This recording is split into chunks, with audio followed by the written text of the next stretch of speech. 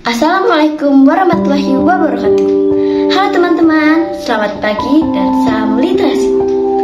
Perkenalkan, nama saya Rira Zaskia Nur Alifa dari SMP Negeri 3 Bandung yang terletak di Jawa Barat.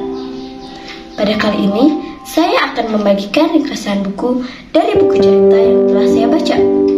Buku cerita ini merupakan buku saduran Nusantara yang berjudul Balada Putri Hijau, yang ditulis oleh Galuh Kania Aninita dan dicetak pertama kali pada tahun 2023. Ukuran buku ini yaitu 16 x 23 cm. Buku ini bertemakan rasa kehilangan, kekeluargaan, percintaan, dan peperangan yang berlatarkan kerajaan kuno.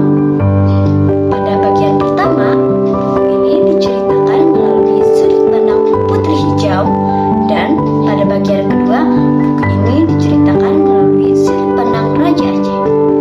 Buku ini menceritakan tentang dua kerajaan yang cukup berjauhan, yaitu Kerajaan Negeri Deli dan Kerajaan Negeri Aceh.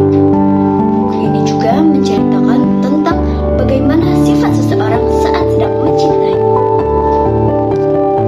Pada suatu hari, saat malam hari, Raja Aceh melihat pemandangan yang sangat terang sekali, yaitu cahaya hijau yang berasal dari arah timur.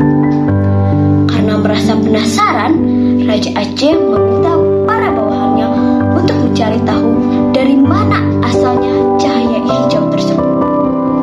Pencarian cahaya hijau tersebut dilakukan selama berhari-hari. Saat ditemukan, ternyata cahaya hijau itu berasal dari Putri Hijau dari Negeri Deli. Karena kecantikannya yang sangat luar biasa, Putri Hijau memancarkan cahaya hijau dari tubuhnya. Saat mengetahuinya, para pasukan Aceh segera untuk kembali ke negeri Aceh. Para pasukan Aceh memberitahu kepada Raja Aceh bahwa cahaya hijau itu merupakan cahaya dari kecantikan Putri Hijau yang berasal dari negeri Deli. Raja Aceh merasa sangat senang.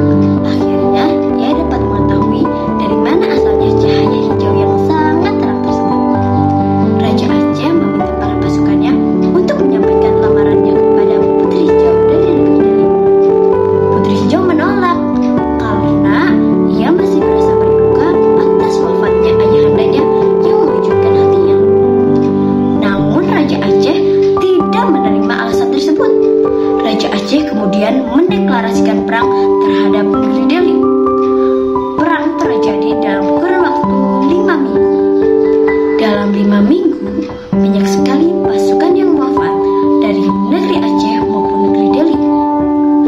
Meninggalnya Raja Muda Deli yang dibunuh oleh Raja Aceh menandakan berakhirnya perang dan kemenangan diambil oleh negeri Aceh.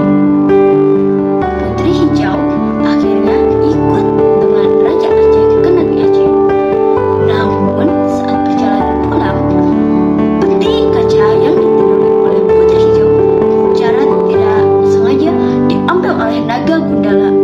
Naga tersebut ternyata merupakan reinkarnasi dari sang kakak, yaitu Raja Muda Deli. Buku saduran Nusantara ini memiliki banyak kelebihan. Selain cover bukunya yang menarik, isi di dalamnya pun tidak kalah menarik. Hanya saja ada beberapa salah penulisan yang membuat para pembaca bingung apa arti dari tulisan tersebut. Dari cerita ini, saya dapat melihat bahwa penulis berhasil menyampaikan ide-idenya ke dalam cerita ini. Saya berharap agar tidak ada lagi salah penulisan dalam cerita ini. Gaya bahasa yang digunakan pun cukup menarik.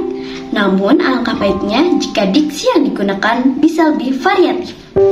Dari kisah ini, saya dapat memahami bahwa cinta yang dipaksakan dan ambisi dengan tindakan yang salah hanya akan membawa penderitaan dan kehancuran. Dan kisah ini pula mengajarkan bahwa cinta sejati itu dilandasi dengan rasa hormat dan keikhlasan terhadap pilihan orang lain.